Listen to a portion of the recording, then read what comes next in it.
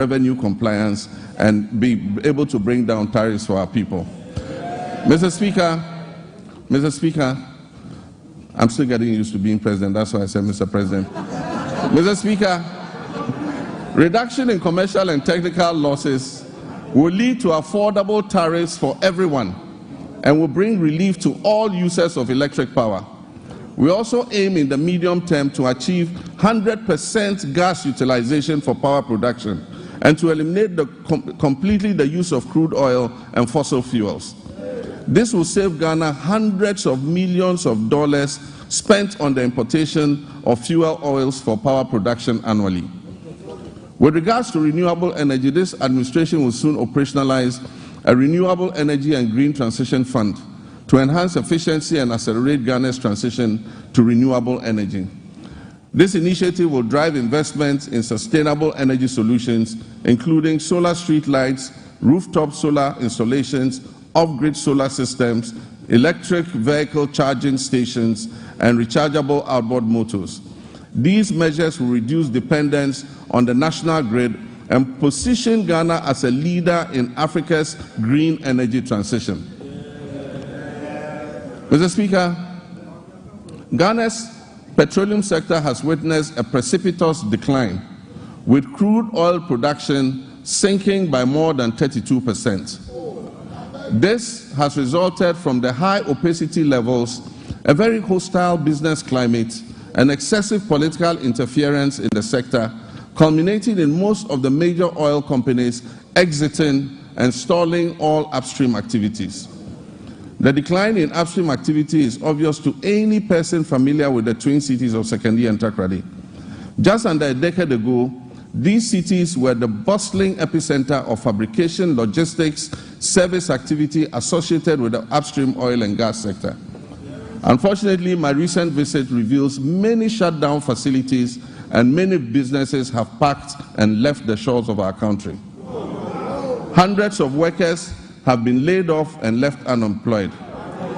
I wish to assure the good people of Sekondi Takoradi and indeed the whole Western region that we are going to breathe life back into your area.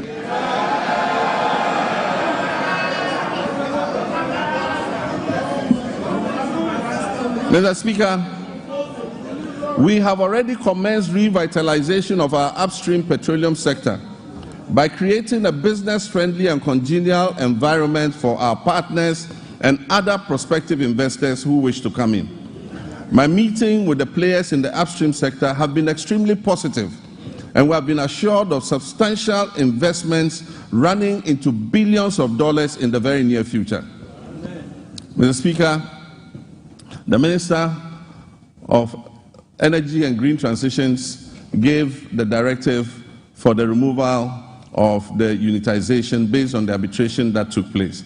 We believe that this will open the way for an amicable resolution of the issues between Springfield and ENI, and this should make our oil and gas prospects more attractive to investments going forward. Mr. Speaker, Ghana has fertile lands, abundant water, and human resources. Yet we face a paradox. Our food import bill continues to soar, reaching alarming levels of over $2 billion annually. In addition, rising food inflation is burdening households and threatening livelihoods. To address this, we're implementing several well-considered policies to grow the agricultural sector, including agro-processing. This will be backed by reliable power supply to meet our country's needs while advancing exports to earn foreign exchange and strengthen our economy. Mr. Speaker, the Agriculture for Economic Transformation Agenda, AETA for short, will modernize agriculture, enhance agribusiness, ensure food security, it will lower food inflation, it will boost exports, and create sustainable jobs.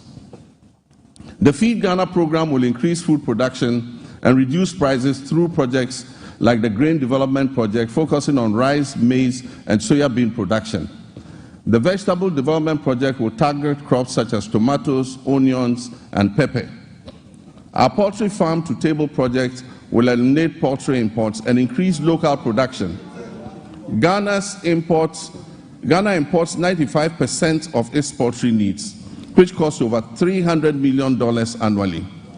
To reverse this trend, government plans to revamp the poultry sector by investing in hatcheries, feed mills, processing, and distribution, working towards eliminating poultry imports. And this is a good one. The Nkukon Kitinkiti project.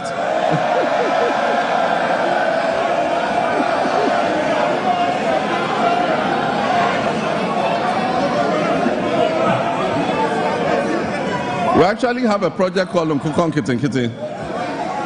The Nkukon Kitinkiti project will cover 55,000 households producing eggs and fresh poultry for the market, and it will help reduce our $300 million we spend on importing chicken annually.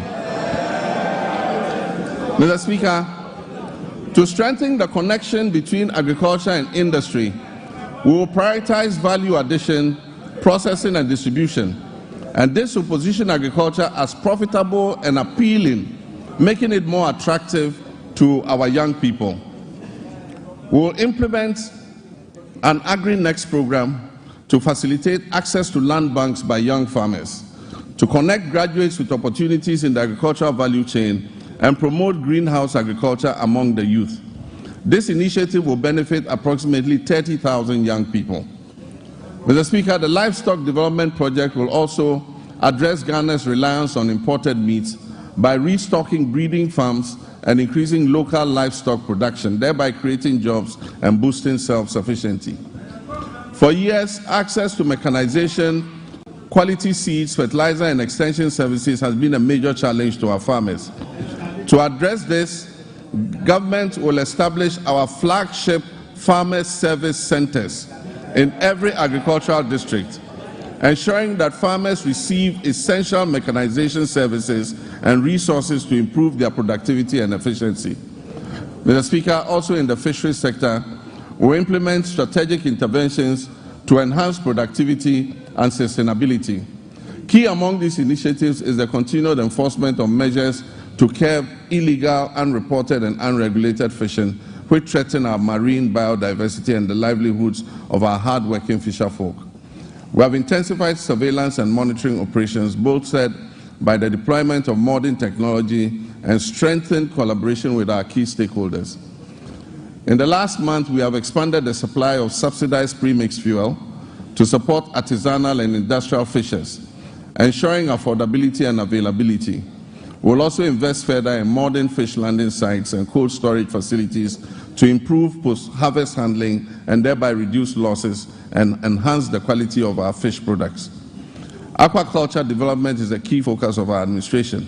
We will provide financial and technical support, especially to young fish farmers, increasing fish production and reducing our dependence on fish imports.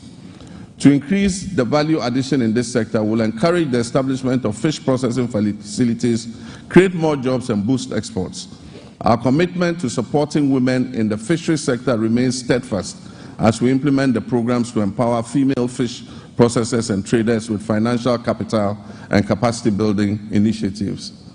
While we work hard to fix the economy and provide jobs in all sectors, including agribusiness, one of the biggest crises we face in this country is youth unemployment. Youth unemployment has led to despair and frustration. The latest estimates show that up to 2 million of our young people are unemployed. This poses a major security risk for our country and requires urgent attention. To bring much-needed focus to the desperate and widely scattered youth employment programs and to ensure stricter accountability in their implementation, I have set up the Ministry for Youth Development and Empowerment in furtherance to the promise I made in the campaign. This ministry, that is the Ministry for Youth Development and Empowerment, is mandated to formulate, coordinate, and monitor policies and programs to promote youth development and empowerment in this country. Mr. Speaker, as part of our Operation Recover All the Loot policy,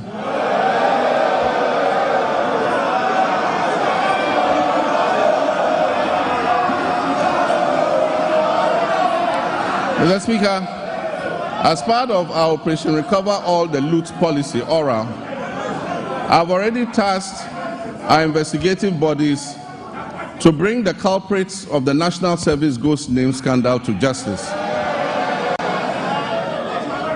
Such brazen theft of public funds must not go unpunished.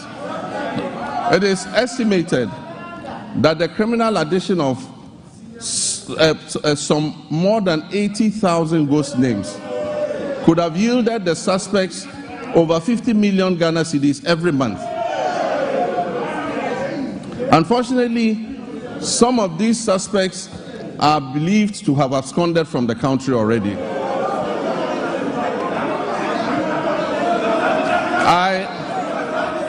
I have directed that they be declared wanted and their assets traced and frozen until investigations are completed.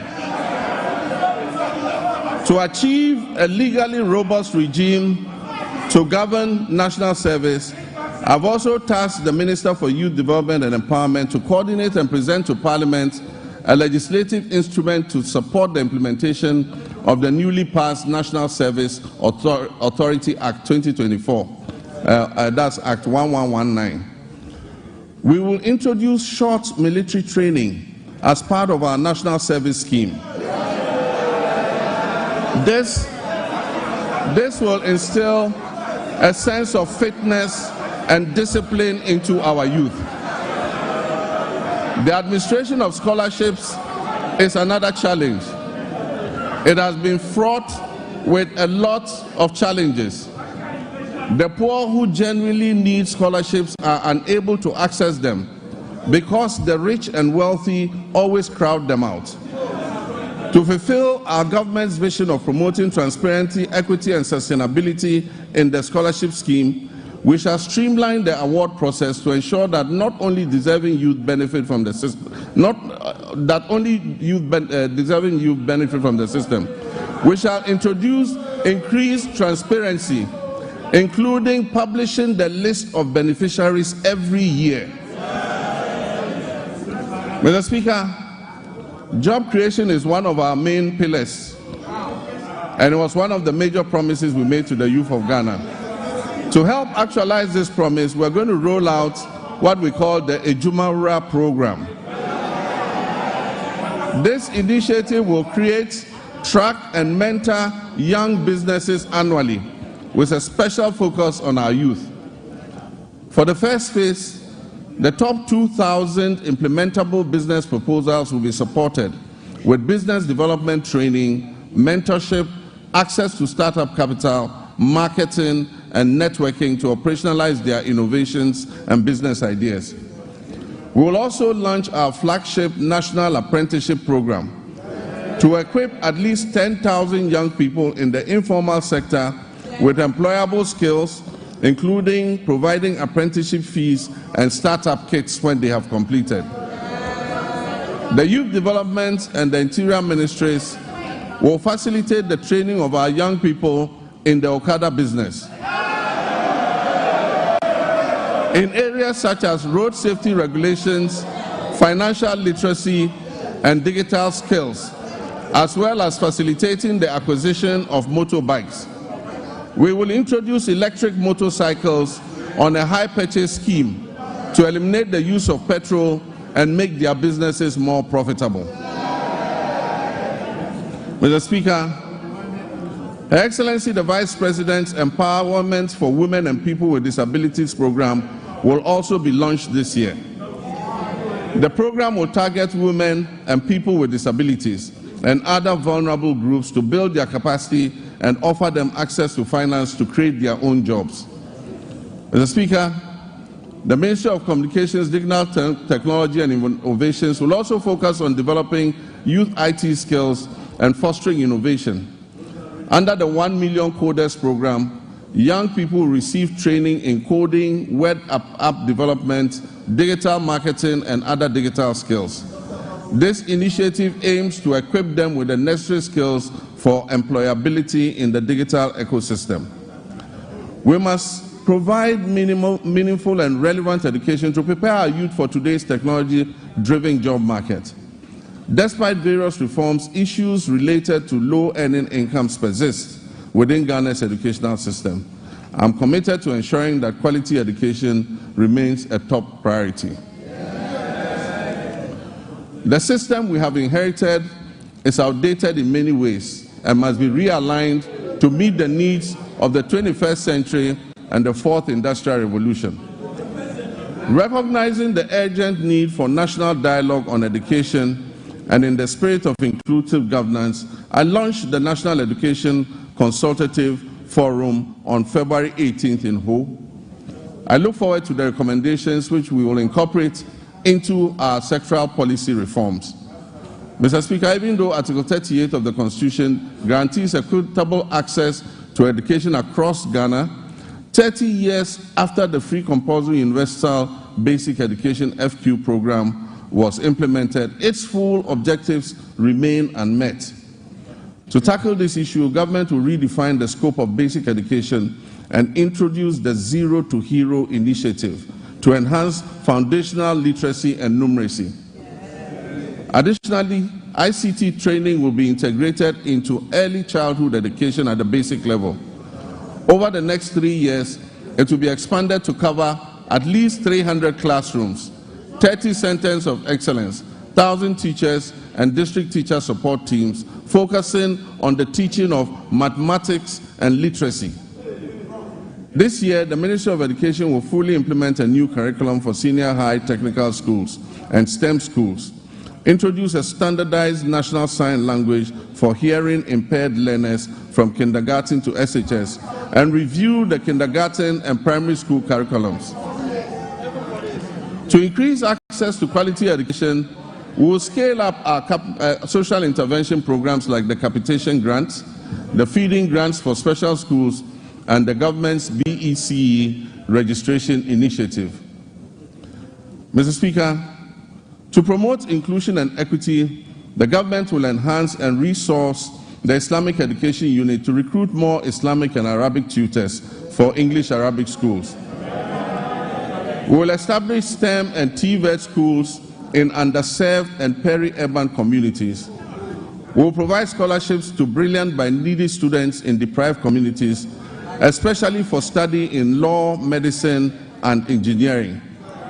We will support Islamic colleges of education with infrastructure and logistics, and will enroll youth in Zongo and deprived urban communities in the National Apprentice Program and offer free technical and vocational training.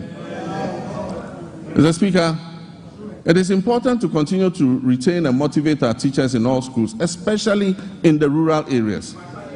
Government will begin plans for the implementation of the 20% allowance for teachers who agree to serve in rural schools. District assemblies are going to be involved in this scheme to ensure that the teachers are present and teaching in the schools that are selected. This scheme will reward such teachers for their sacrifices and ensure quality education nationwide, not only in urban centers. Mr. Speaker, as part of our Teacher Dabre initiative, the construction of teacher accommodation units to improve welfare and attract teachers to rural areas will commence this year. Mr. Speaker, no new school will be built in this country without teachers' accommodation. Mr. Speaker, honorable members, once again for emphasis and for the record, I, John Dramani Mahama, President of the Republic of Ghana, will not cancel the free SHS program.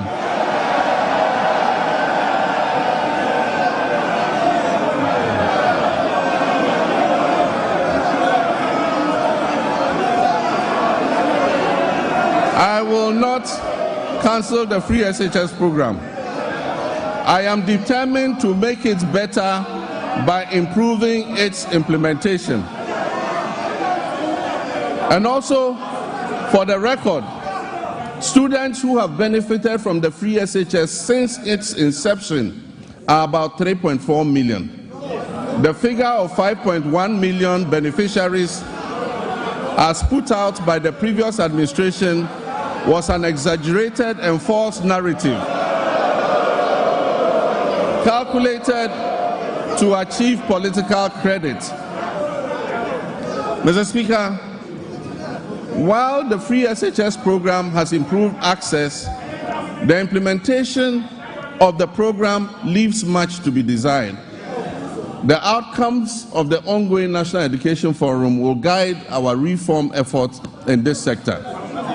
Mr. Speaker, in line with our promise, the Minister for Education has announced the restoration of Parent-Teacher Associations, PTAs, in the running of schools. It is important for parents and communities to participate in the administration of their schools. The Ministry of Education and GAS will, however, ensure that PTAs do not impose unbearable financial burden on parents and students who cannot afford them. Mr. Speaker, the double track system remains a challenge, and we are committed to eliminating it by accelerating school infrastructure expansion and completing stalled educational projects.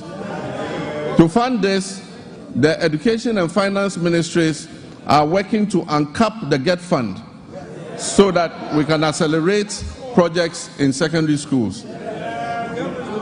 As promised, we have begun improving secondary school feeding, and the children are getting better quality food as I address you.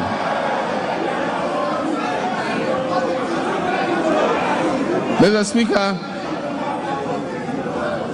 efforts to decentralize school feeding and food management include strengthening procurement and store management records capacity.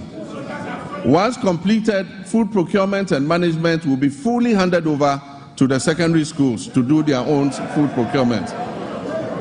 Mr. Speaker, science, technology, engineering, and mathematics are central to national development, STEM.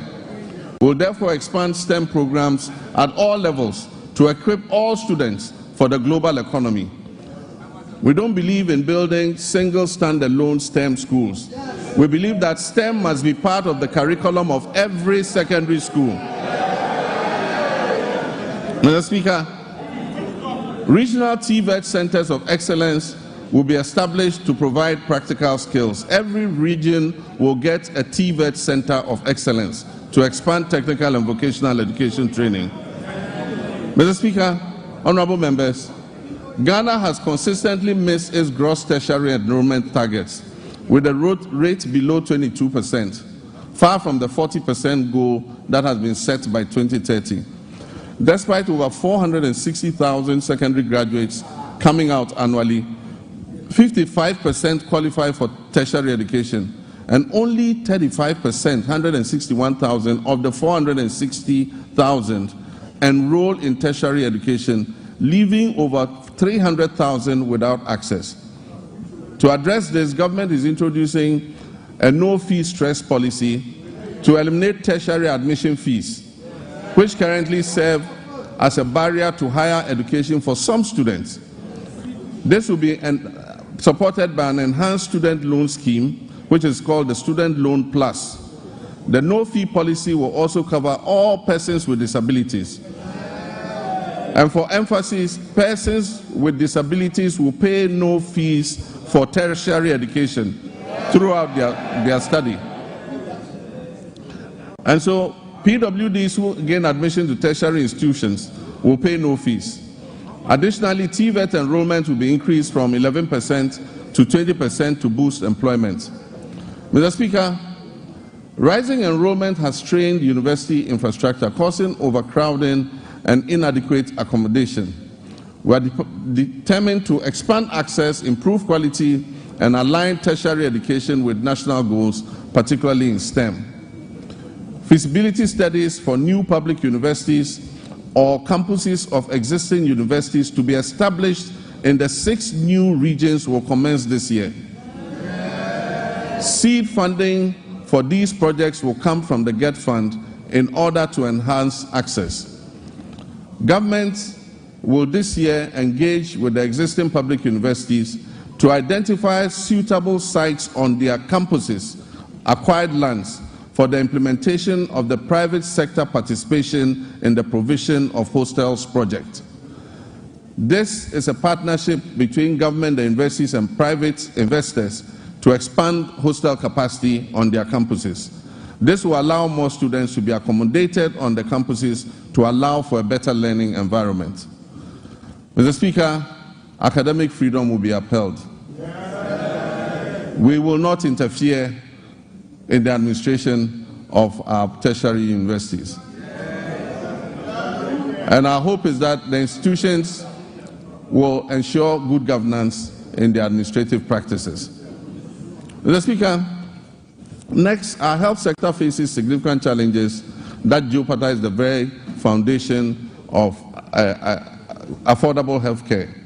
The Ministry of Health has a total liability of nearly 15 billion cedis, when co-financing obligations, judgment debts, and payments to clear medical commodities at the ports are all put together.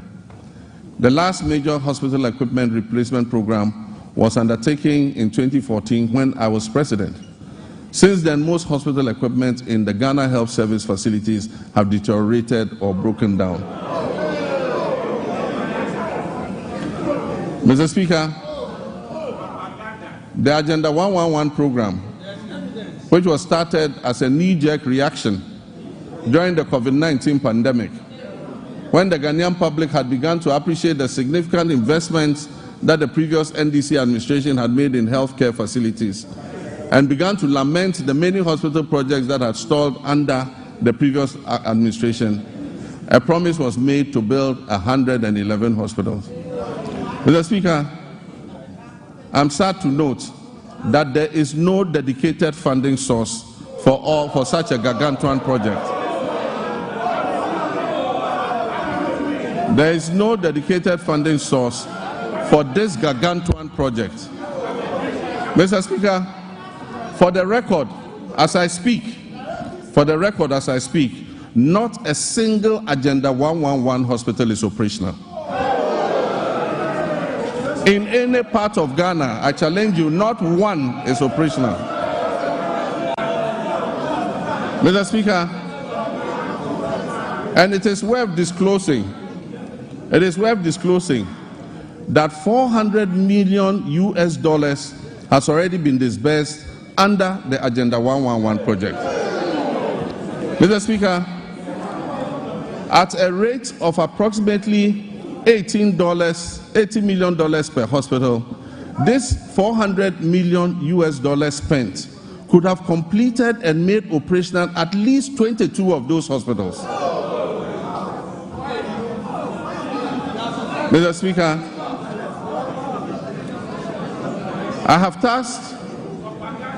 I believe that the money should have been focused on completing a number of hospitals and making them operational instead of spreading it over the current 111 hospitals. As I speak, some are at the foundation level and not a single one is operational. I have directed the Minister for Health to present us with a plan on the way forward for this program. And let me add that we are open to public-private partnerships and franchising to complete and operationalize these hospitals.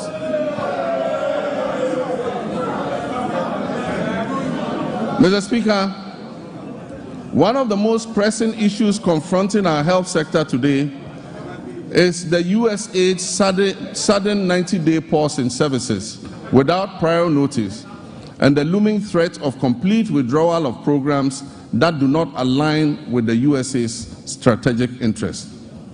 Programs that will be affected include the delivery of medical commodities to regional medical stores and health facilities in the Upper West, Upper East, Northern, and Savannah regions.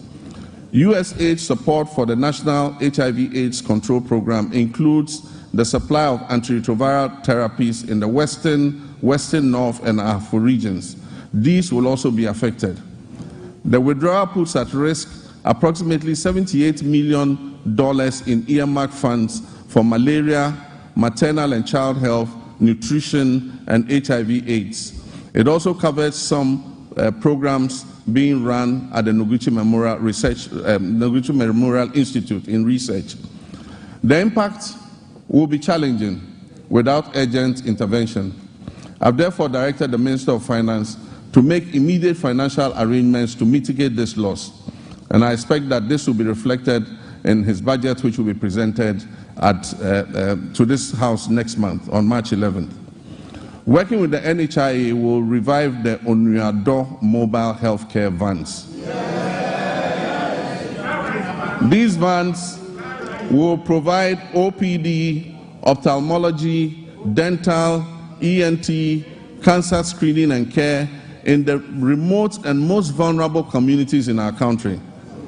An earlier attempt to provide mobile health facilities was abandoned after the change of government in 2017.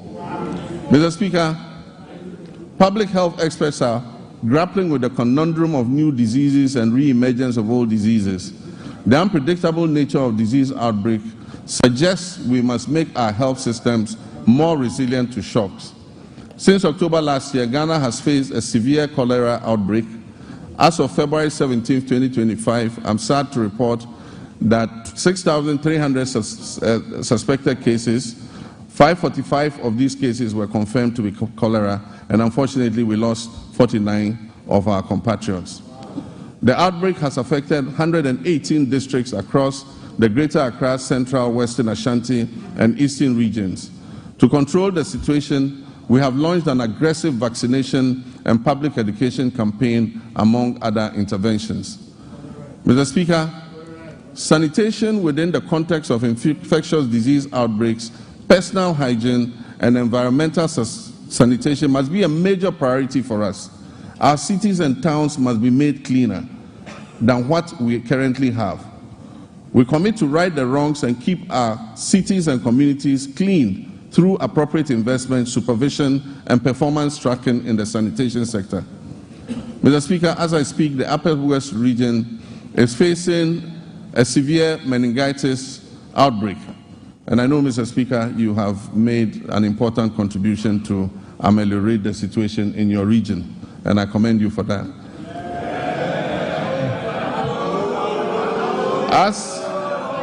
As of February 17, 2025, 135 suspected cases of meningitis were reported. 22 of those cases were confirmed, and unfortunately, 16 deaths have been reported across 10 districts. We've instituted free treatment for affected persons and deployed a strong national team of health experts to encourage early reporting to health facilities of suspected meningitis. Mr. Speaker, as outlined in the 2024 manifesto of the NDC, my administration is actively developing the framework for the rollout of the free primary health care program. When fully implemented, this initiative will mark a significant step towards Ghana achieving goal number 3.8, which is universal health coverage of the SDGs, by eliminating financial barriers to basic health care access. Also in line with our 120-day manifesto commitment, the composition of the technical committee is far advanced, with plans to establish the Ghana Medical Trust Fund, also known as Mahama Cares, in the coming weeks.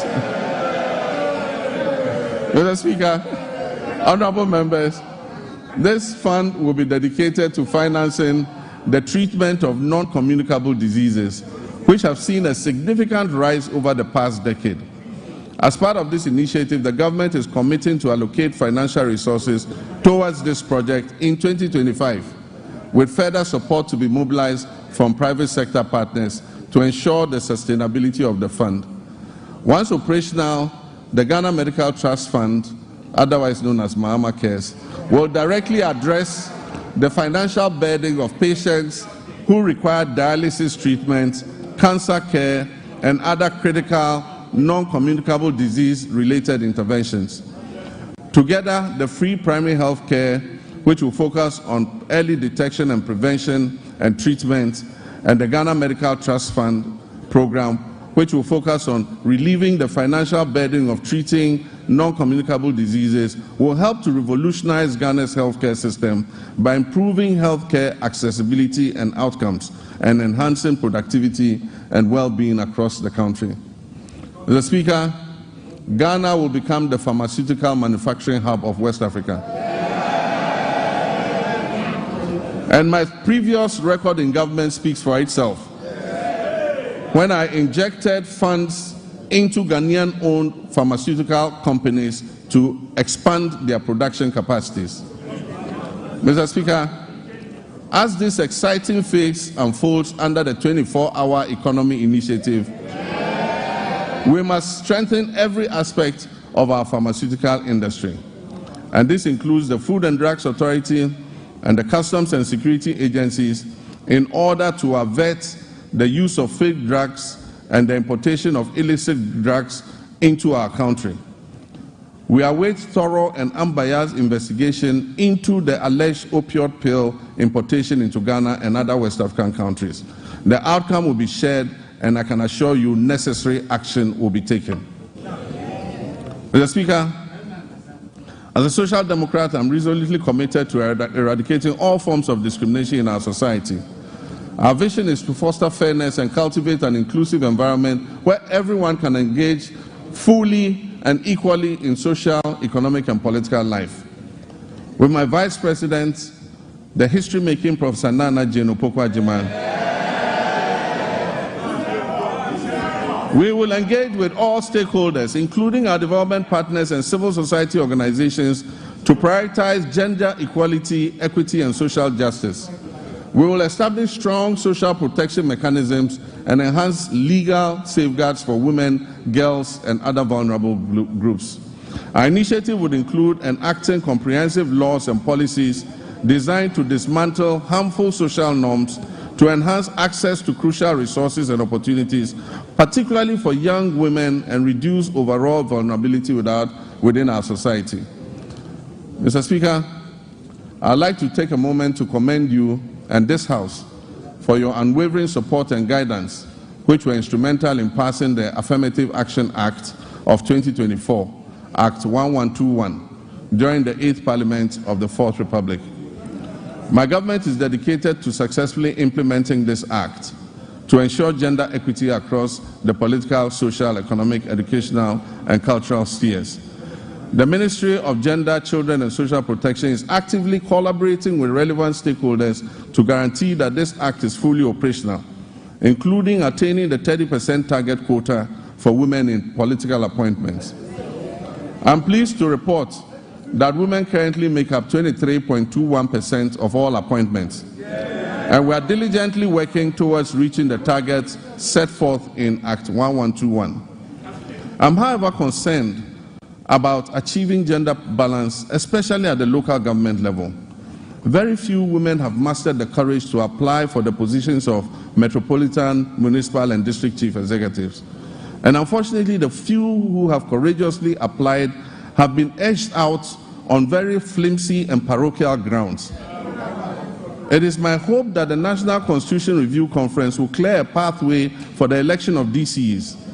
The Gender Ministry will then be obliged to encourage and support more women to apply and stand for these elective positions.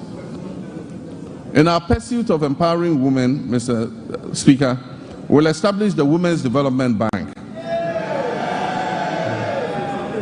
This will be a specialized financial institution designed to support businesses owned and led by women through the provision of low-interest loans and tailored financial services offered under very flexible terms.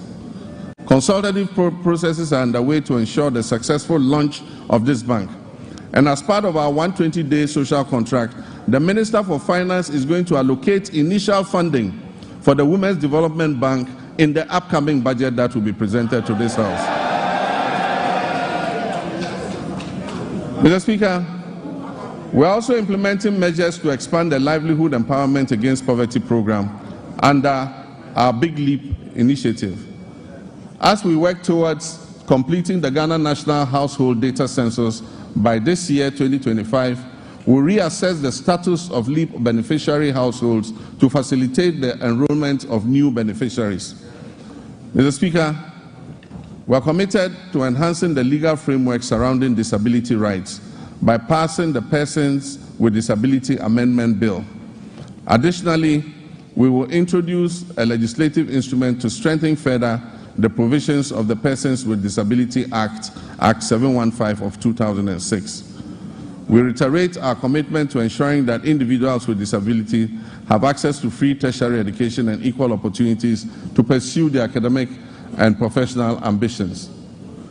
Mr. Speaker, the government intends to ensure the implementation of legislation that enjoins public and private employers to reserve 5% of their employment for persons with disabilities. I am aware that a private member was shepherding this bill. Government is going to support that motion in order that 5% of all employment is reserved for persons with disability. Mr. Speaker, Ghana's sports sector, once again, which was a shining example of excellence within Africa, now finds itself at a very critical juncture. Historically, our nation has been celebrated and has had remarkable achievements in boxing, football, and athletics. Unfortunately, this is no longer the case. However, recent years have unveiled depressing structural deficiencies in administration, funding, infrastructure, and talent development. Immediate and comprehensive reforms are imperative to reclaim our rightful place on the global sports stage. Mr. Speaker, we will develop a comprehensive national sports policy to align with international norms. This policy will be accompanied by an exhaustive review of the Sports Act of 2016, that is Act 934, and the rigorous enforcement of the Sports Regulations 2023 LI 2477. Infrastructure development remains paramount in our strategy. The government is committed to refurbishing existing national stadia, completing youth resource centers, and constructing new sports facilities in the new regions. We'll also prioritize community recreational facilities to foster greater participation in sports at the grassroots level. Recognizing the critical role of youth development, we're implementing a significant overhaul of grassroots sports with the establishment of the School Sports Authority. This body will oversee structured inter-school competitions and talent identification initiatives essential for nurturing future sporting champions. Over 60% of Ghana's elite athletes have emerged from these school sport programs. The ministry has now been renamed the Ministry of Sports and Recreation. To acknowledge the significance of recreation, we will launch a National Recreation Day. This will be a monthly initiative centered on community engagement alongside an annual National Recreation Festival. These initiatives will encourage keep fit activities and promote active lifestyles. It will promote traditional games and strengthen community bonds. Next month, the senior national team, the Black Stars, which is now a pale shadow of its former glory, will play 2 World Cup qualifying matches. I've instructed my office and the Minister for Sports and Recreation to hold the Ghana Football Association accountable to the people of Ghana as we prepare for these games, especially regarding the budget of the FA. There will be no secrecy in how much the government spends on the national teams. The budgets presented by the FA and other sports associations must be known by the public. After all, it is the taxpayers' funds that are used to fund these activities. The reduction in government expenditure and waste reduction applies to all sectors of the economy, including the Ministry of Sports and Recreation. Mr. Speaker, tourism, culture, and creative arts remain vital cornerstones of our national development strategy, playing a significant role in job creation, cultural exchange, and economic growth.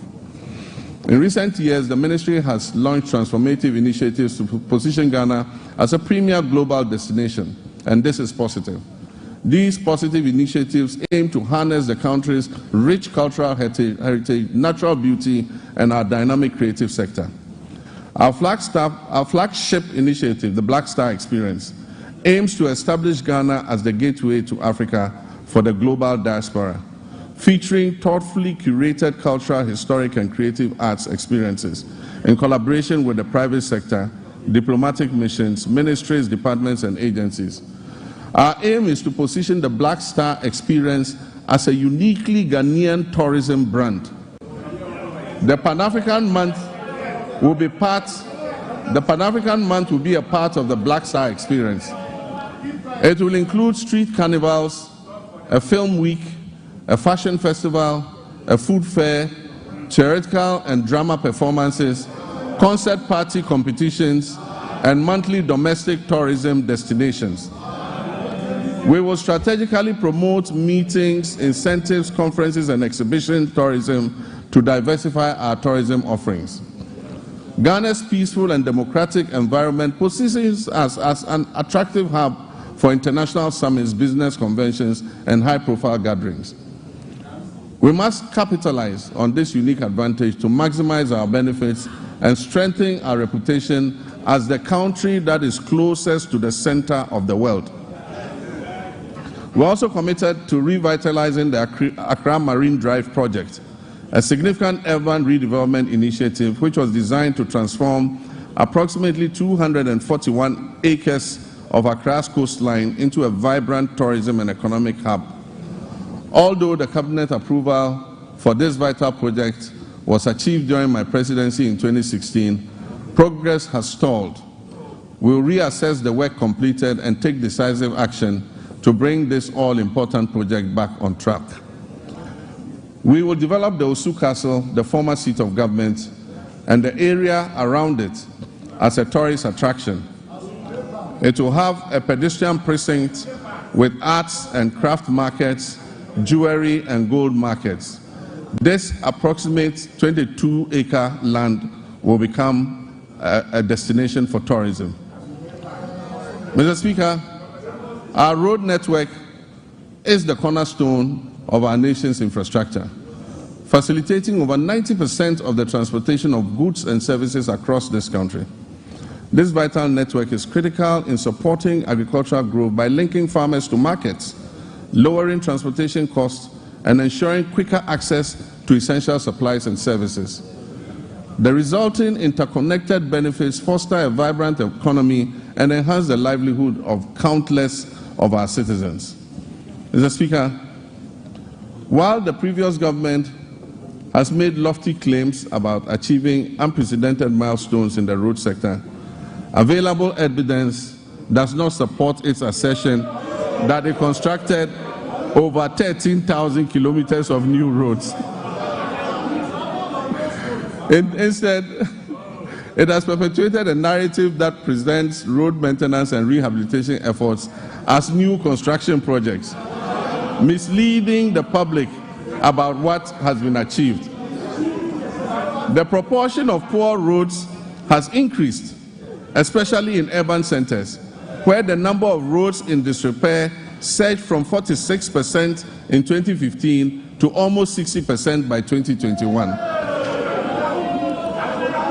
Therefore, Mr. Speaker, our road sector is in crisis, mainly due to years of mismanagement. As many as 85% of awarded contracts in the road sector have stalled, and the contractors have stopped work due to non-payment, and most of them have packed their equipment off-site. Mr. Speaker, as of December 2024, unpaid bills owed to contractors in the sector exceeded 20 billion Ghana cedis for work that had been carried out between 2018 and 2024. For instance, the Ghana Road Fund obtained a loan of 600 million Ghana cedis in March 2018 to refinance outstanding debts and borrowed an additional 1.2 billion Ghana cedis from a syndication of banks in November 2019. Alarmingly, upon assuming office, the Ghana Road Fund still had outstanding payments, including some as low as 2,000 Ghana cedis, dating back to 2018. Current commitments for road projects that are unpaid currently stand at an astonishing 105 billion Ghana cedis. Despite these considerable challenges, this government remains steadfast in its commitment to prioritize vital infrastructure projects that address the pressing backlog of poor roads. Our strategy will be anchored in executing our flagship initiative under the Big Push program. The Big Push will see major rehabilitation of many key roads in the feeder roads, urban roads, and highway sectors. We'll also undertake the following key initiatives to revitalize the road sector. We'll reintroduce tolls, road tolls, using modern technology. We'll rationalize the road sector portfolio to focus on high-impact initiatives. Mr. Speaker, we will uncap the road fund in order that it can accumulate more money to pay for road maintenance. Mr. Speaker, we'll minimize sole source procurement to encourage competition, competitive bidding, and enhance public transparency in the procurement processes. Mr. Speaker, the drip equipment, which was acquired at the last moment as a knee-jerk reaction for electioneering purposes,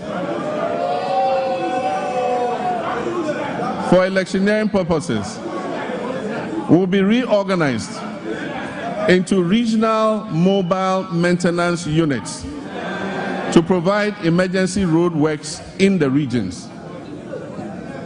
Mr. Speaker, I've realigned the Ministry of Transport to oversee 4 modes of transportation: aviation, maritime, inland water transport, road transport, and railways. The government will commission a feasibility study to develop coastal water transport services. This initiative aims to promote alternative modes of transport and ensure their integration into our existing systems under the National Transport Policy. It also aims to enhance tourism, reduce road traffic, and mitigate environmental pollution. Motorcycles and tricycles, commonly known as Okada, hold significant potential as a more convenient, timely, safe, and cost-effective mode of transport. Currently, the Road Traffic Regulation of 2012, LI 2180, prohibits licensing motorcycles and tricycles for fare-paying passengers. As part of our government policy, the Ministry will amend the regulatory framework to regularize the use of motorcycles and tricycles for commercial passenger transport. In our ongoing effort to revitalize the whole airport, the government will facilitate the establishment of the state-of-the-art pilot training academy and a maintenance, repair, and overhaul facility. The Volta region will become a center of excellence for aviation training and aircraft maintenance. This project will create significant employment opportunities.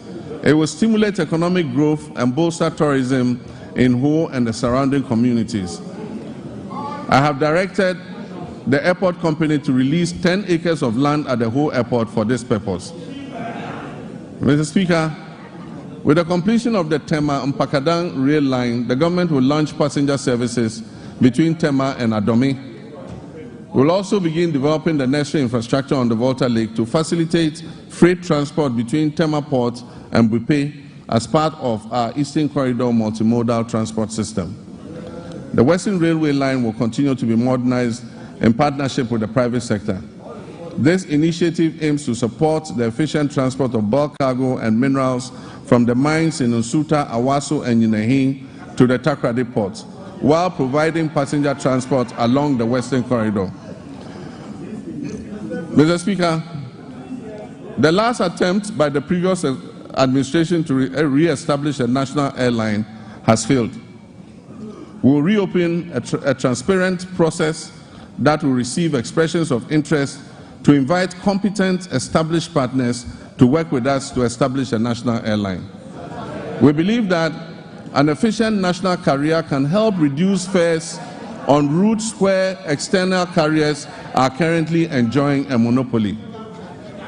Mr. Speaker, our communications and digital technology initiatives focus on expanding our national digital infrastructure to stimulate innovation and enhance public service delivery.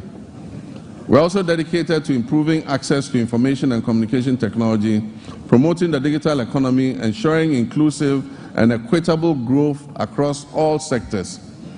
Nevertheless, the sector faces several significant challenges that hinder our progress, and these include insufficient infrastructure for delivering weather and climate services across all time zones, fragmented and uncoordinated databases, outdated legislation and policies that do not keep pace with a rapidly evolving sector, a lack of adequate technology to effectively detect, prevent, and respond to cybersecurity threats, and a daunting debt burden of almost 2 billion cedis. To revitalize this sector, government is committed to reviewing existing laws and policies to better align them with emerging technologies such as artificial intelligence, big data, Internet of Things, and machine learning. Additionally, we will develop and expedite the enactment of the Kofi Annan Center of Excellence Bill. This legislation will establish the necessary framework for the center to concentrate on research and development, consultancy services, and capacity building. Mr. Speaker, access to safe and reliable water and affordable housing significantly enhances the well-being and quality of life of our people. These elements are integral to our reset agenda and fundamental to our vision to build the Ghana that we all want. However, the water sector in Ghana faces considerable challenges, including illegal mining activities that contaminate fresh water sources, rendering them unsafe for drinking and agriculture. This alarming situation highlights the critical need for a decisive and ongoing effort to combat illegal mining, to save our environment and our public health. Government will prioritize completing new and ongoing water projects to improve access to safe drinking water. This commitment should be good news for the people in the Keta, Adaklu, Wenchi, Sekendi Takrade, Asankragwa, Sehiyuoso, Dodoaso, Kweman, Damfa, Goso, Dwabeng, Aveime, and Edubamso. We'll also tackle critical water projects in Damango, Tamale, Yendi, Sunyani, Techiman, and Takwa to ensure broader access to potable water nationwide. Mr. Speaker, Ghana has a coastline that stretches approximately 550 kilometers. Two-thirds of this coastline is threatened by tidal wave erosion, which impacts nearly 30% of Ghana's population. Rising sea levels have exacerbated vulnerabilities in coastal areas, leading to flooding, habitat loss, and community displacement. Consequently, coastal protection has emerged as a critical national priority. And so, for the communities that are threatened by flood currently, we're going to prioritize building sea defense to be able to protect you. Flooding has become an all too frequent occurrence in many urban centers across the country, resulting in tragic loss of life, livelihood, and property. This scenario underscores the urgent need for sustainable solutions to address these pressing challenges. Many of our drainage systems are inadequate. They are worsened by careless waterway construction and obstruction, and the relentless encroachment on wetlands and floodplains. To tackle these issues, we have to explore alternative sources of funding to support essential drainage works, desilting, flood control, and coastal protection. Mr. Speaker, the quality of life of any nation relies significantly on a well-regulated and efficient housing market that guarantees access to decent homes. Our housing deficit is estimated at over 1.2 million units, and this has been the situation for many decades. High costs associated with land acquisition, construction material, and access to financing have made home ownership unattainable for many, primarily affecting vulnerable populations and contributing to the rise of slums. This government is steadfast in its commitment to complete all ongoing housing initiatives, beginning with the Saglemi Affordable Housing Project. We'll also implement a low-cost social housing project supported by a district housing scheme. This project aims to remove the financial barriers to home ownership. Workers in the formal sector, public or private, who have about 15 to 20 years before retirement, can purchase and own a house in cedis and have the cost deducted monthly from their salaries until the house is fully paid up. Mr. Speaker, Illegal mining, commonly known as galamsey, has inflicted tremendous harm on our forests, leading to significant land degradation and pollution of vital water sources. This reckless activity threatens Ghana's environment and public health. Mr. Speaker, I'm sad to report that presently 44 of the country's 288 forest reserves have been impacted. An area that is alarmingly equivalent to approximately 8,000 football fields has been completely destroyed. Mr. Speaker, the pollution levels in major rivers within the southwestern basin are critically high, with turbidity levels far exceeding possible units.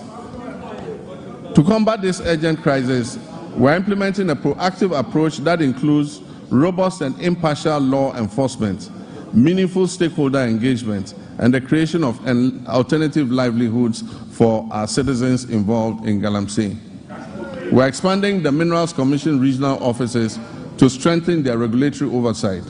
We will establish a framework that categorizes mining activities into small, medium, and large scale, each with its tailored regulations.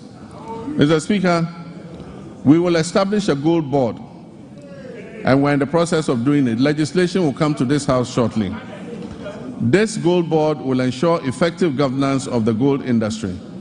At the same time, we wish to take advantage of Ghana's salt production capacity to place it as a central export commodity under the African Continental Free Trade Area. We will also seize opportunities presented by the global shift towards net zero emissions to craft policies related to critical minerals such as lithium. The anticipated development of the integrated aluminium and iron industry will significantly increase the value of Ghana's natural resources.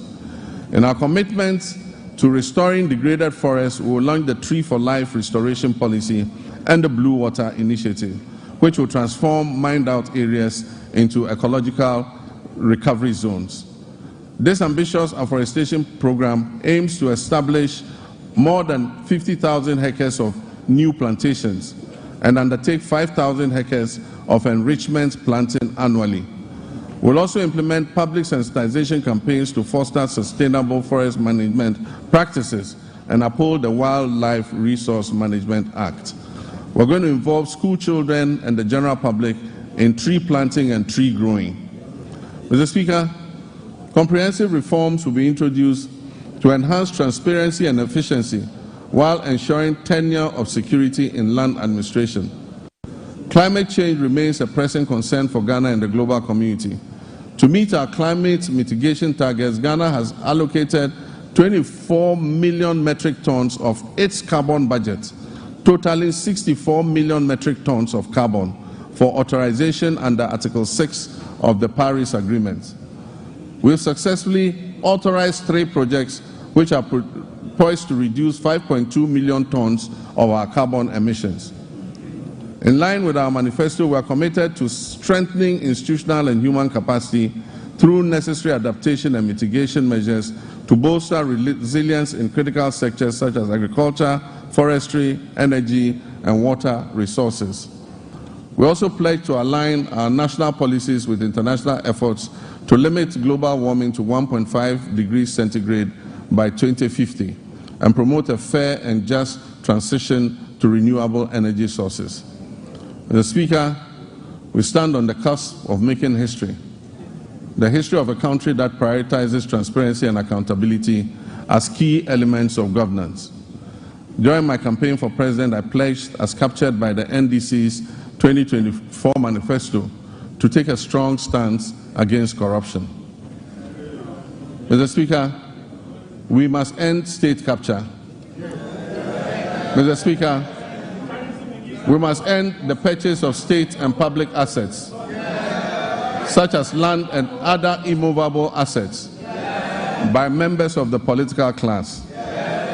Mr. Speaker, I pledge to fight corruption head-on by implementing Operation Recover All the Loot, oral. In that regard, Mr. Speaker, one of the first committees I established, even before my investiture as president, was to establish the oral committee on the sidelines of our transition. It is instructive to announce that the committee received over 2,000 complaints from the public and has since handed over a comprehensive report. This report has been given to the Attorney General for further review, thorough investigation, and eventual prosecutions.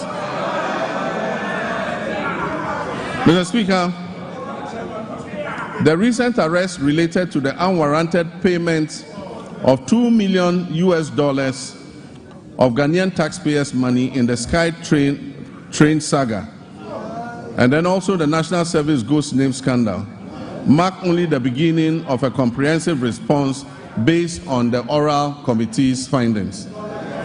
Mr. Speaker, let me state that my commitment to fighting corruption will continue with the establishment of a unit at the Presidency and the maintenance of the hotline, where complaints and reports regarding graft and corruption will continue to be received and transferred to the Office of the Attorney General. Mr. Speaker, we will shortly submit for consideration a bill to regulate and restrict the sale of disposal of public lands and state assets. Mr. Speaker, as soon as the 2025 budget is approved, government will immediately take steps to reform the existing anti-corruption agencies by increasing funding and improving transparency and accountability. Mr. Speaker, Ghanaians voted largely and overwhelmingly and endorsed the NDC because we demonstrated a strong commitment and abhorrence for corruption. We pledged to fight corruption and implement far-reaching reforms that will eventually achieve a sustainable zero-tolerance policy against corruption. Mr. Speaker, the justice and legal sectors play pivotal roles in ensuring accountability and fostering the fair, equitable treatment of all our citizens by the state and its agencies. Delays and uncertainties have plagued justice delivery in Ghana, leading many Ghanaians to perceive a politicization of the judicial process. The public trust in the judiciary's independence is alarmingly low. We must work together to restore confidence in the judiciary. My government will uphold the judiciary's independence and work with the Judicial Council and services to depoliticize justice delivery and collaborate closely with the Chief Justice to combat corruption effectively. Mr. Speaker, in line with our manifesto promise to reform and expand legal education, we have developed a legal education reform bill ready to be presented to Cabinet for approval and laying before this August House Parliament. Mr. Speaker, on January 30th, 2025, I inaugurated the Constitution Review Committee to undertake a comprehensive review of our fundamental law and ensure that it reflects the hopes and aspirations of our citizens. The committee is composed of distinguished scholars, jurists, and professionals who have made significant contributions to our nation in both the public and private sectors. They will engage Ghanaians and consult with the relevant stakeholders and experts over the next 6 months. Their findings will ultimately be presented to the public for approval, followed by submission to Parliament for enactment into law, and referendums will be held where necessary. Mr. Speaker, I'm pleased to report that Ghana's internal security remains stable, despite developments primarily rooted in chieftaincy disputes. We firmly believe that even amidst conflict, it is essential for our citizens to coexist peacefully and seek amicable resolution to these disputes. We will initiate comprehensive reform across all security agencies to strengthen our national safety and security. One area that has garnered significant public scrutiny is the recruitment process within our security forces. Accusations of politicization, favoritism, protocol, and selectivity have been prevalent.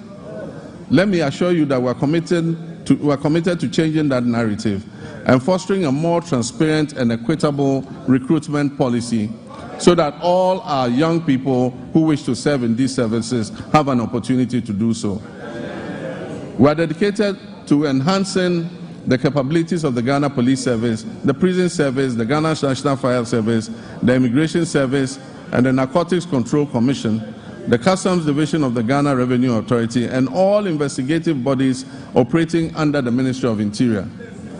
By motivating and re-equipping these agencies, we aim to effectively maintain internal peace and security. Mr. Speaker, I want to reaffirm this government's unwavering commitment to prioritizing the welfare and well-being of our brave men and women in uniform who sacrifice daily to uphold law and order and secure our nation's peace. We will invest in adequate equipment and suitable accommodation for our security personnel. As Commander-in-Chief of the Armed Forces, I want to emphasize our determination to strengthen our democracies. This is particularly true given the troubled proliferation of military-grade weapons that have fallen into unauthorized hands.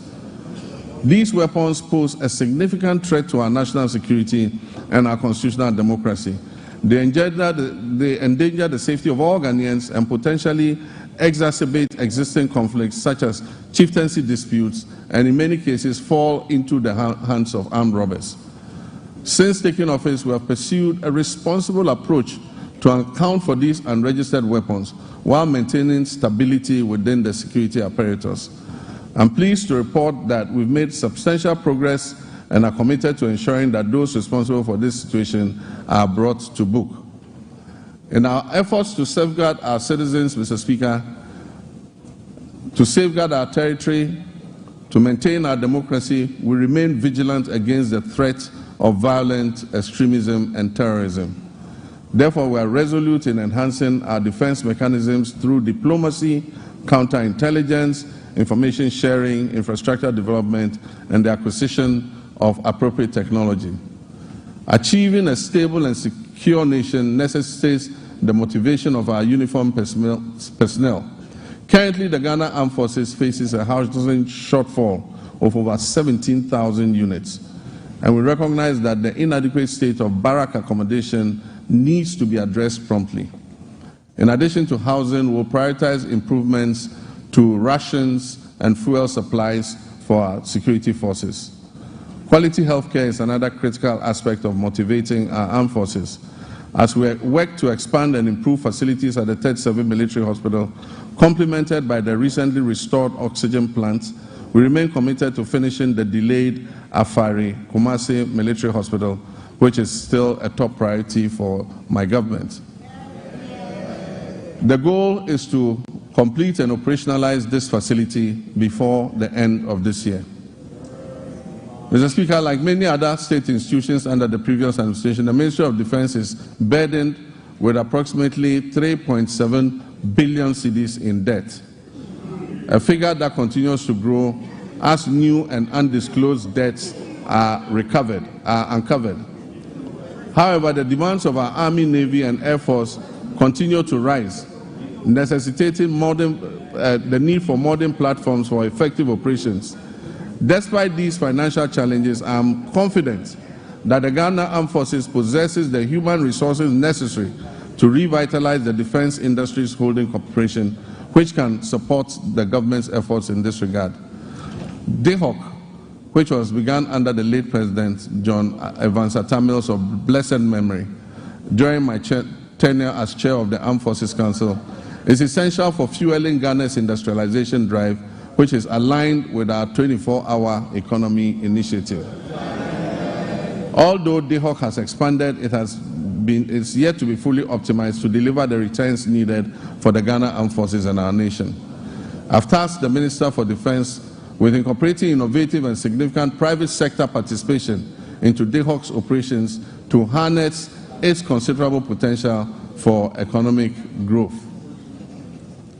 Mr. Speaker, Ghana's strong international reputation was reaffirmed by the historic participation of foreign leaders during the swearing-in of the President, myself, and Vice President Nana Jane Opoku-Agyeman on January 7th, 2025. Mr. Speaker, It reflects the confidence our country's stability and democratic progress has engendered in the international community.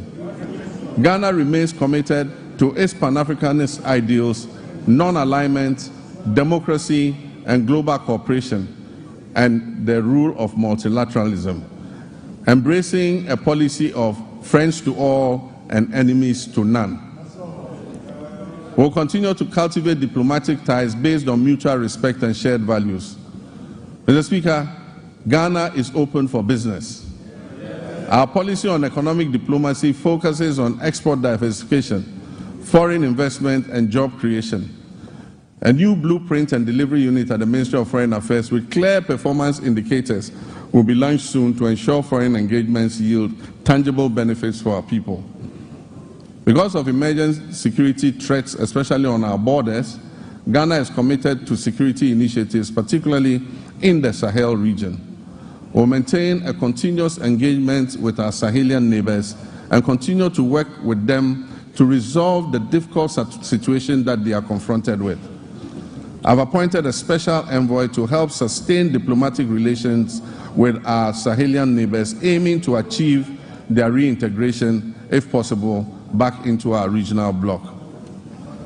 Mr. Speaker, we will expand passport application centers nationwide to reduce processing times to 7 days. We wish that a passport will be delivered within 7 days from the date application is submitted. These comprehensive reports at the passport office is going to align with our vision of a 24-hour economy. The passport office is going to work 24 hours to process passports that have been applied for. Mr. Speaker, as we reset Ghana to serve Ghanaians better, government will also revamp the labor administration institutions in the country. We'll promote social dialogue and foster harmonious industrial relations among stakeholders. In the coming months, the National Tripartite Committee, led by the Sector Minister, will organize a national labor conference to discuss pertinent issues affecting labor and employers. The recommendations are expected to influence and shape government's policies and programs in this sector.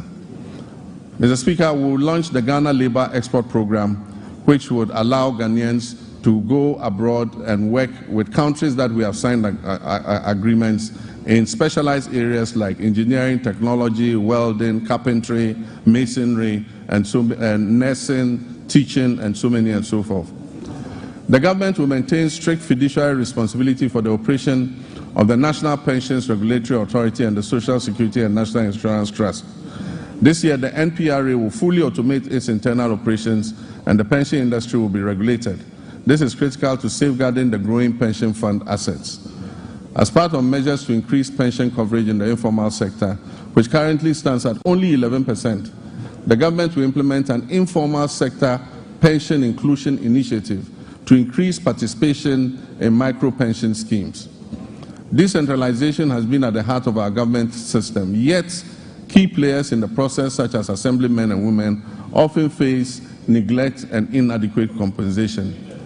Mr. Speaker, I did promise to pay modest allowance to our assemblymen and women, and I'm committed to keeping this promise. The Honourable Minister, when he presents the budget to this House, would have a provision for allowances for Assembly members.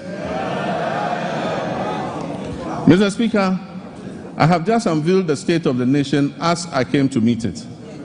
I've also disclosed several measures that I intend to take to address the challenges we have inherited. Nonetheless, no matter how well-intentioned our efforts to reset our economy are, they will not yield the desired outcome without the support of the people of Ghana. And so, to my dear countrymen and women, you have clearly and unmistakably expressed your displeasure with the poor governance and corruption that has existed in the past. Mr. Speaker, some of our compatriots did so even at the peril of their lives, just as our 28 February crossroads shooting national heroes did in the Gold Coast. May all such martyrs of democracy, those who have died in the process of elections and in the process of just exercising their civil rights, may they rest peacefully in the bosom of the Lord.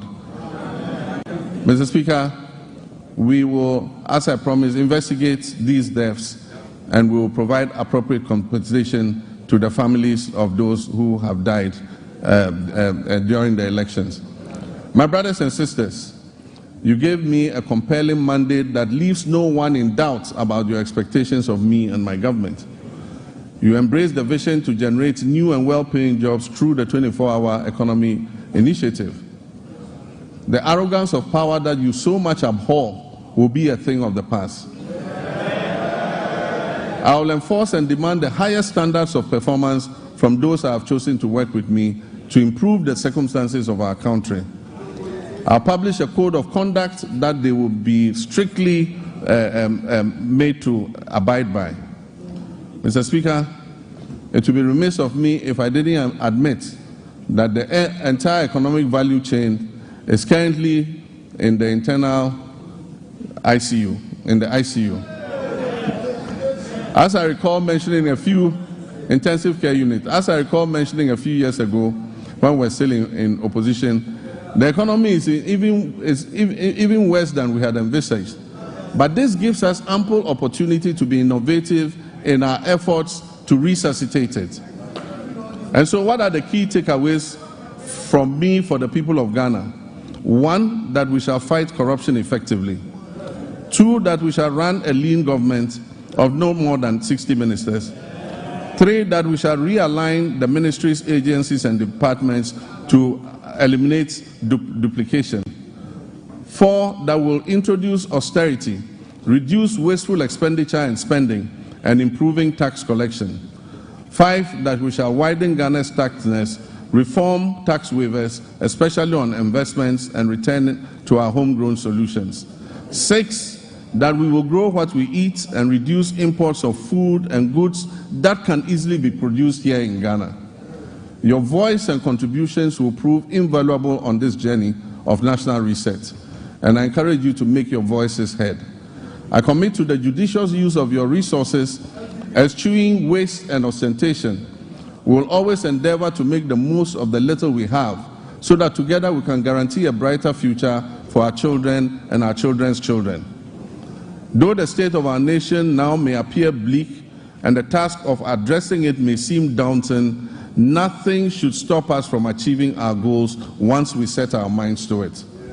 In one collective push, we can resolve to make this great nation bequeathed to us by our forebears and see it come to fruition. Mr. Speaker, Ghana's economic challenges are not insurmountable. They present the government and everyone else the opportunity to innovate, to reflect, review, and reset, which is the theme for the commemoration of our scaled-down 68th independence anniversary. Mr. Speaker, it is said that there is strength in unity. Ghana's greatest strength lies in its people, its young and energetic youth. If we stand united, we can be more resilient and build together the power of collective action to overcome economic and social challenges. Every Ghanaian, regardless of political affiliation, background, or status, has a responsibility to play a key role in nation building and work towards a complete reset of our country. Mr. Speaker, let me assure you that we are leaving no one behind as we reset to rebuild the Ghana we want. We will rebuild a Ghana that works for all of us and not just a few. We shall live the dreams of our forebears in our lifetime.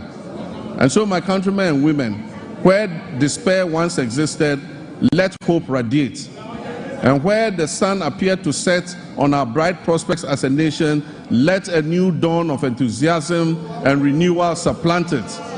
So that when I come and stand here next year to present a message of the state of our nation, it will be one brimming with excitement and happiness. Mr. Speaker, I thank you very much for this opportunity. I thank honorable members for your kind attention. May God bless our homeland, Ghana. Thank you.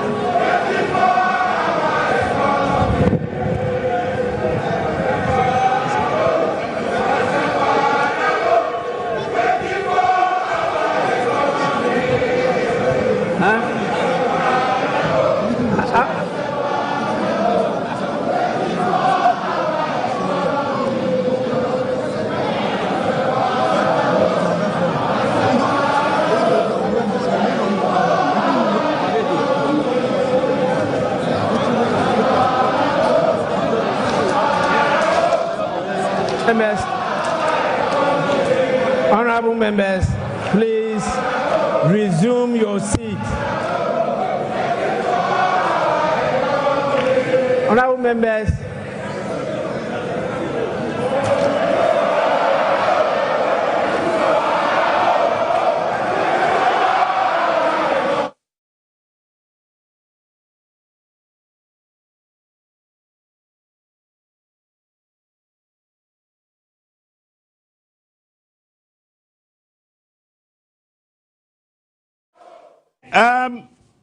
Ghana first, I mean, that was the President of the Republic of Ghana, John Dramani Mahama, and the State of the Nation's address, you know, at the Abre, and Yama, okay, MPs, 8th and 9th Parliament, in India, say a concert in the Dawson T. Young Fabi, you go here concert him, right?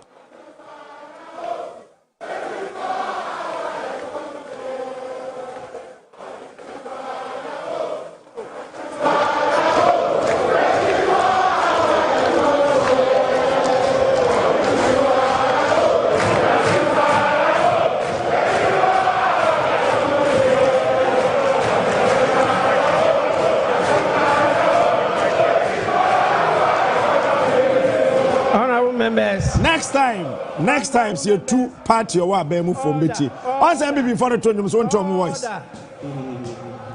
Oh, my, I can't take this or what take about. Next time, you two move what? Mubeti. So, maybe I may pay the matter. Obia would you know petty, maybe I may pay the chichino. Sir, what Fagana, Sika Gana, Japadibia could do, Hono. And Mr. Chuecho, if he could remember very well, Mr. Tate can say over 128,000 ghost names and all government payroll. So that was throwing out the challenge. Well, sir, National Service inquiry 58,000. 80,000. 80,000. 80,000. A Hong Kong. Eh? Nadmo, the good Nadmo, dear Snow, in China, it's your subni. Or soon be Nukrasa. And to say Uncle Pontesu, the Gusu or Nadmo, ghost names a good Nadmo. And Sawaba Ghana Education Service, ghost names are a Gusono. Eh? National Service, ye Canan Crawford say, ye Casa by heart, Yabobadam. Bosomba Kubiano, Edine Gusono. At the 55 million Ghana cedis, ne conquer for bottom. Bosom Baku Sike bet me aye kwan free akwa Cape Coast no. And a kogun for bottom every month. But when say a kobo wine, yam yard ba de be chie. In accordance say I am quite the leaders in the career near Bepon. I convey to His Excellency the President the gratitude of the House for the address. Honorable members, again, in accordance with the practice of this House, a formal communication will be forwarded to His Excellency the President after the House has thoroughly debated this address. So you will soon have your say. In accordance with the standing orders of the House, I want to know from the Majority Leader any indication regarding adjournment of the House. In other words, Honorable Leader, can you move for an adjournment?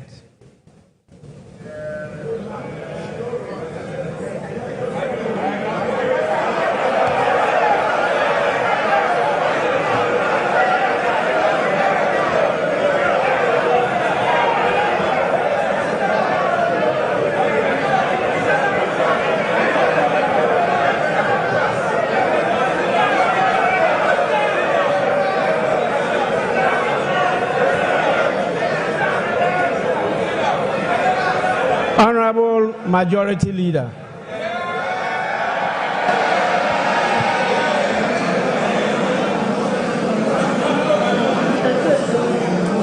Thank you.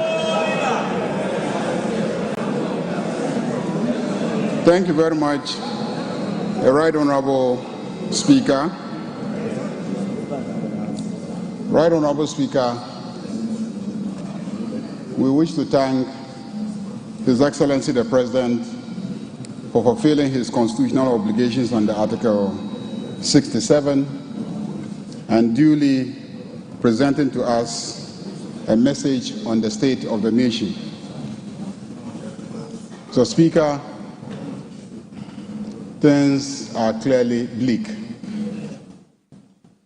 So, Speaker, I see on this side of the House my colleagues in black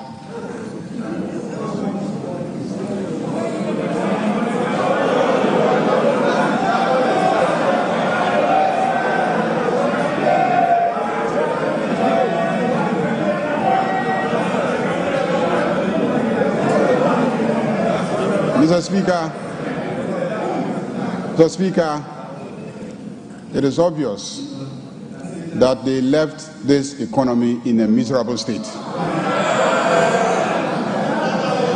And the attire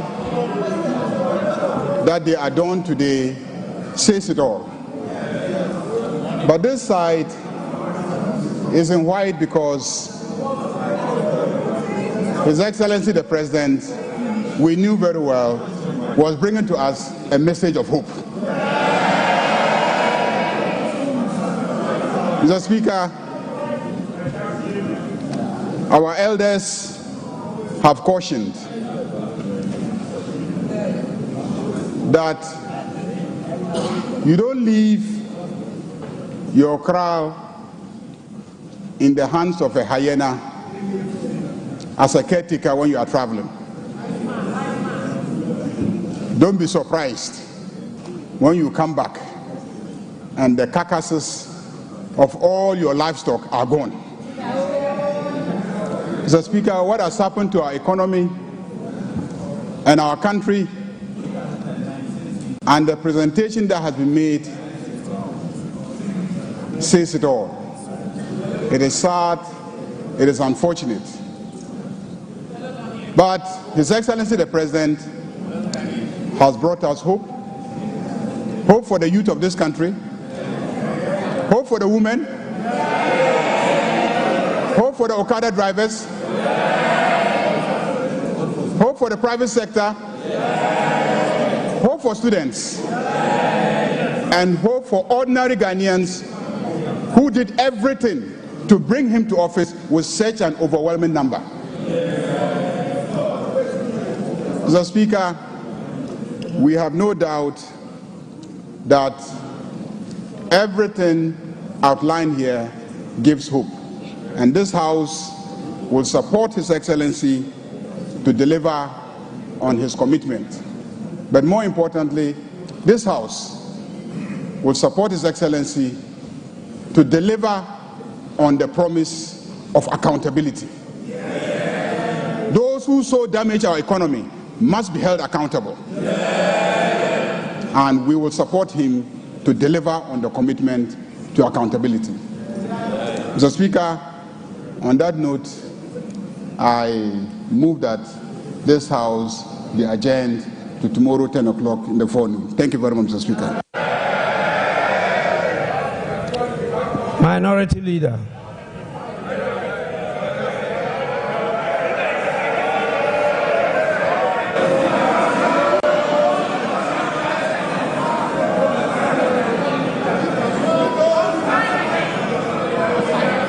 Mr. Speaker,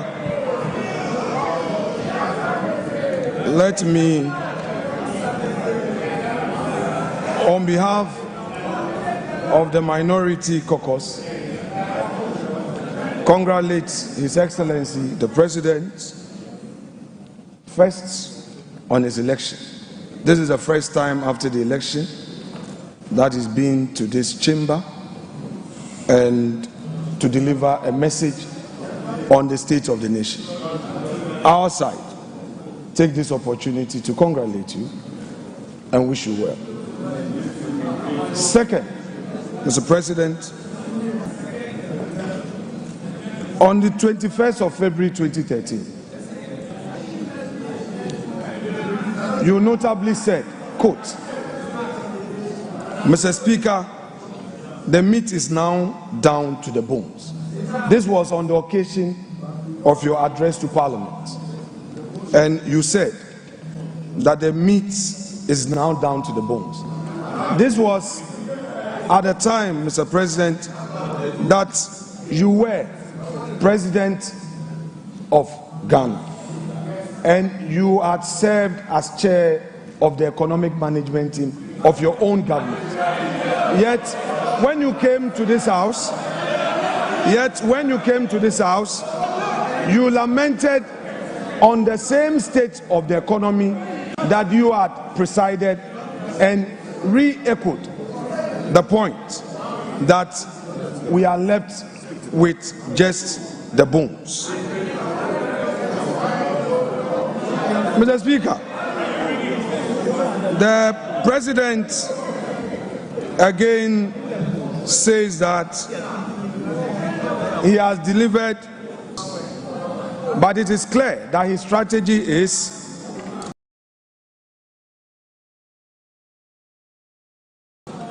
if less, more divide. You have appointed few ministers, but more and more and more presidential staffers and more committees.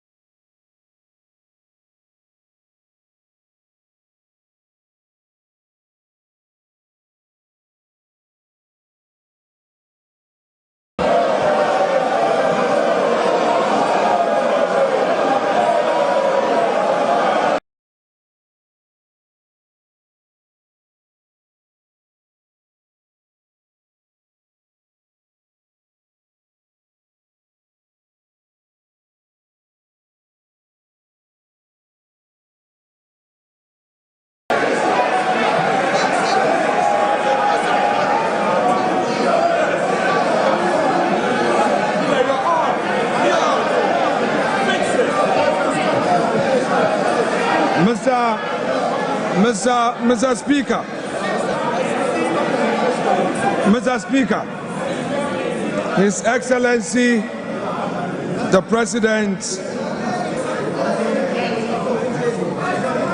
has announced to us a cabinet of 19.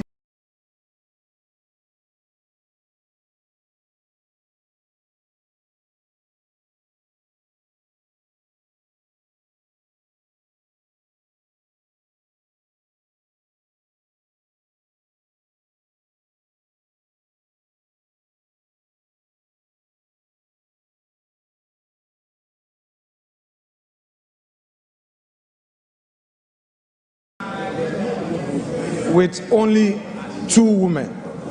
The daughter of the founder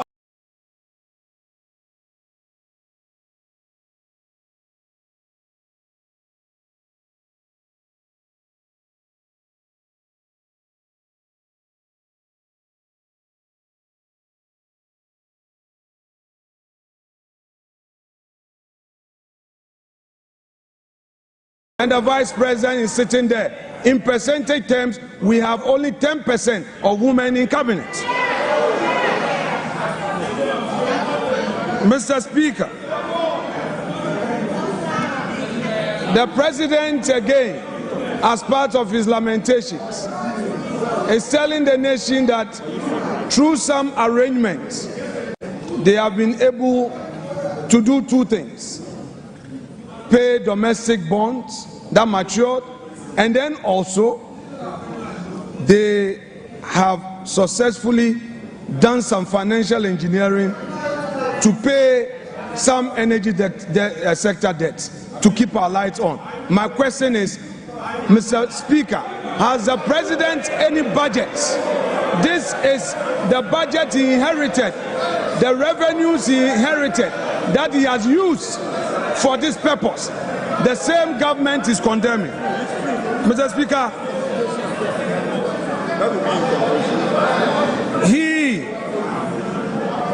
has today told us that we have 2.2 million Ghanaians unemployed. But what he has forgotten,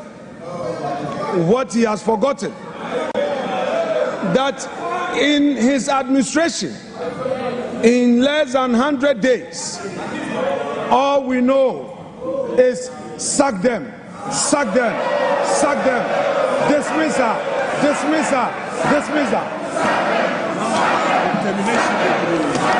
Mr. Speaker, on the streets of Accra today, the youth of the country are saying that Mahama Baku termination bebre. Mr. Speaker, we are happy to hear from the president that he is going to launch the Nkokonkitinkitin. We are happy to hear this, but we are curious because only yesterday we heard of a confirm. Mr. Speaker, the president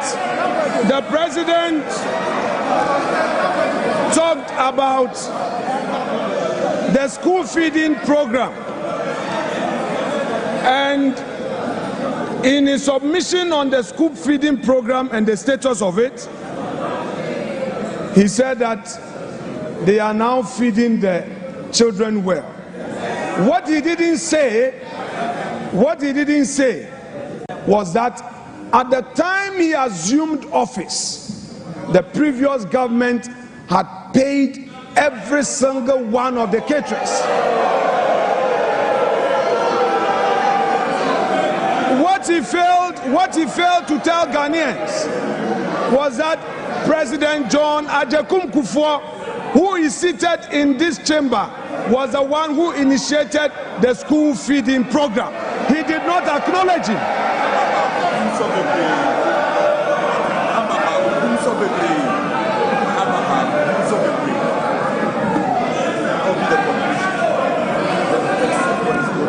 Mr. Speaker, what are we seeing in this government? The same old stock. The same old stock. There's nothing new. There is nothing like transformation.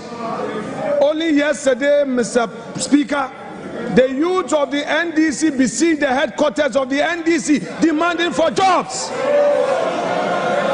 Where are the jobs? Mr. Speaker,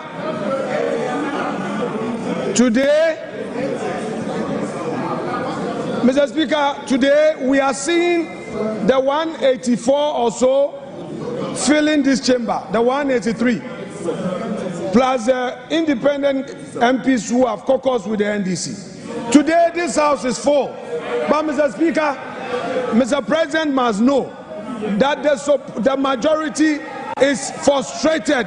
They don't come to the chamber because there are no jobs for them. Mr. Speaker,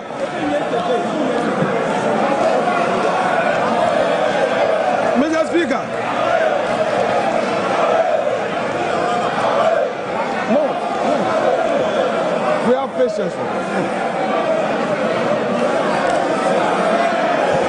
Honorable members, please, honorable members,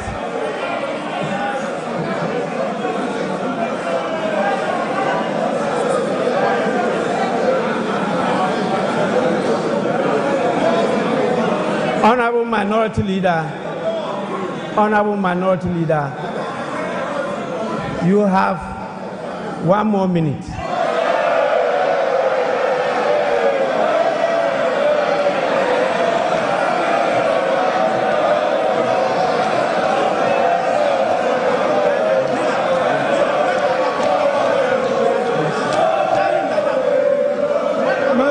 Mr. Speaker, Mr. Speaker,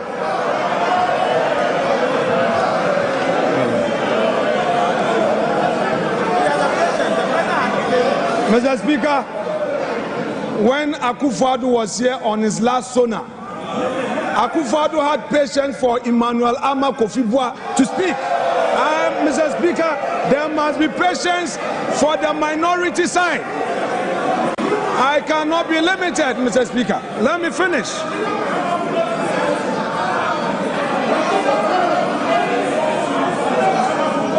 Mr. Speaker,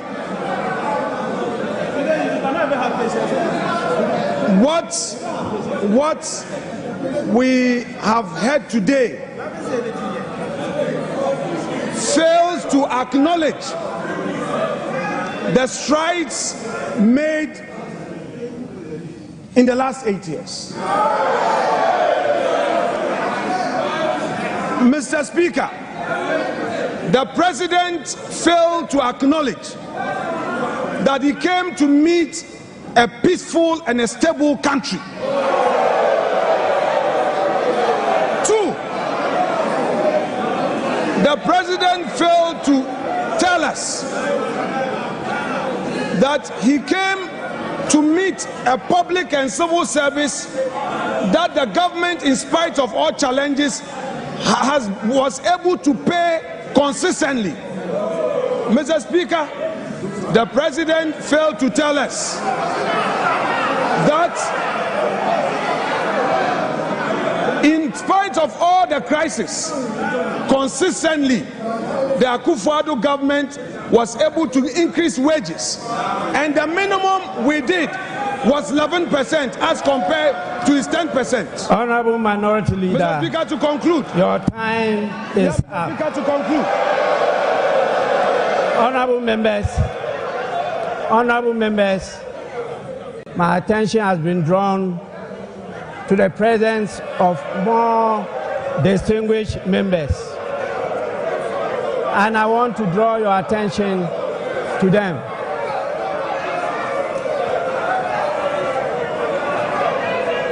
Honorable members, we have with us in the chamber Honorable Bernard Mona, the PNC presidential candidate for 2024. Two, honorable members, we have the APC presidential candidate Hassan Abdullahi Ayarga. Honorable members, we also have the national chairman of the PNC, Mr. Asaki Samson Awingobit, and we have the PNC vice presidential candidate in the person of Joycelyn Akofa Doche.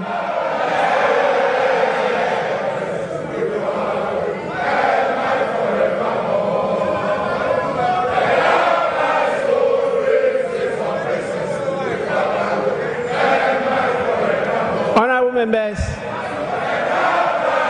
I now put the question.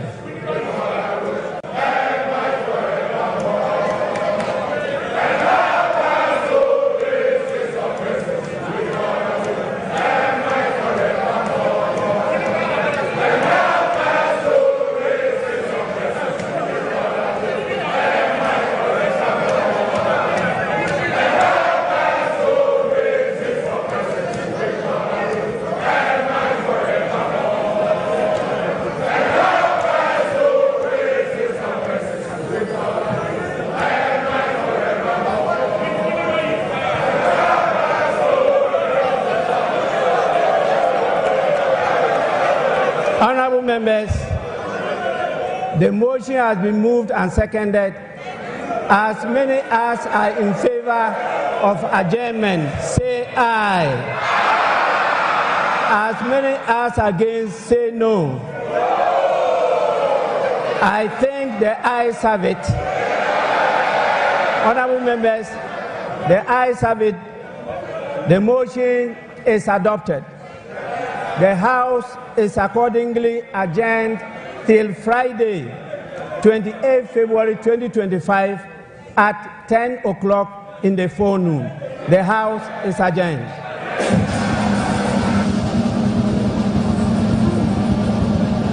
For the national anthem, after which we run up today's show.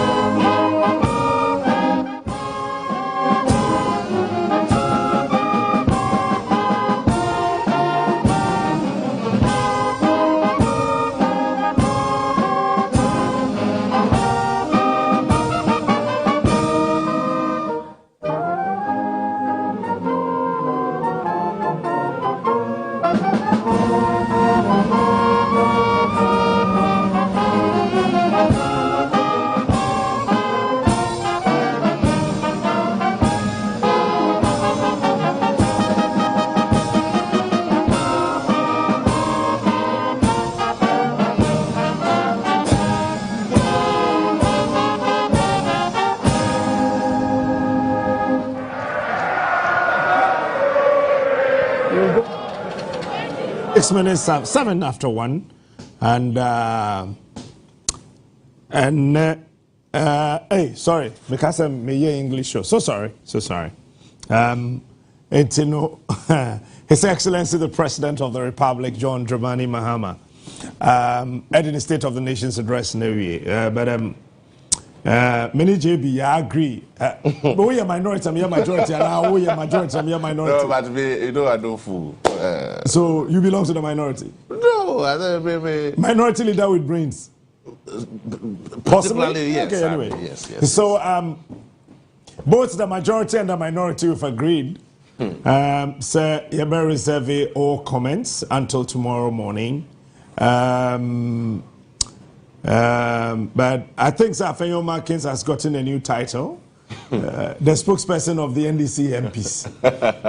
I think, but I love it. I told you this morning, he has adopted a classical political comedy strategy. So if you don't know how these things work, you might think that the guy is just, you know, but... Chairman, on the other hand... No, I know, I He's understand. making mockery of the NPP. WOHO. Yes, he's making mockery of the party. You know what I see? You know what I see? At this point in time, I miss James Abosu. Oh, no, yeah, that's what I'm saying. That. Yes. No, he will fade with Nanado. A bit surprising, no. When you're careful, the MPP I know, won't be fade. A gradual process.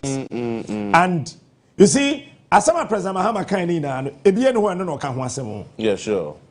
President Mahama, one can't anything about presidential staffers. I saw someone else say Council of State Habano. I feel no baby appointed far presidential staffers. Baby and no one can school feeding. As no can free SHS for Yes. Now I hear baton. So all these things don't ever think say I feel my can see him there okay. I will repeat. Men you watching that said they all can know him. Yes, only pass sabi or can see hunu. But only part of politics. So that is all on behalf of the entire production team. On my own behalf, JB, Efiatago, the production team, and everybody, we want to say a very big thank you for doing the watching this morning. We'll meet tomorrow at 5:30 a.m. My name is Blessed Godsbridge Smart. We'll meet tomorrow. Thank you. Bye-bye.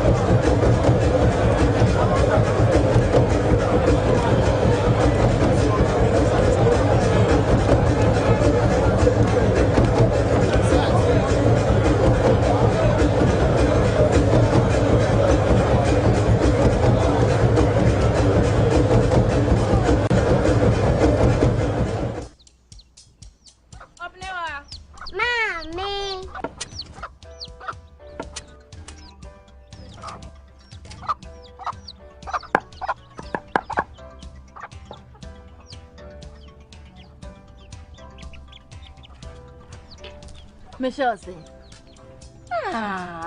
Fe. Onua TV, the full crowd back tomb. We are the Bandmasters, the ultimate live band reality show. Oh, what ya will be to me? I'm a stage and a soldier. Yes, you share the best 8 to 10 man live band grouper. A bit Timaba Jina Brani, our the biggest live band reality show. Our Ghana Hanum say, Ujimu would say, Sebane live banda, Ujina Suye Padia, any Omren Asuno, so about show talent or creativity, and I feel stage presence, audition trainer too. Share minute at 15th March, our Micklin Hotel, Kumasi, and I feel Yawada 20th March, our TV3 Executive Theatre. Kanda, Nina, 9 a.m. They are short dishes nasi. Buahuna Bray, na betre di enti our live band group no, ye mamo kwai na mo shrine.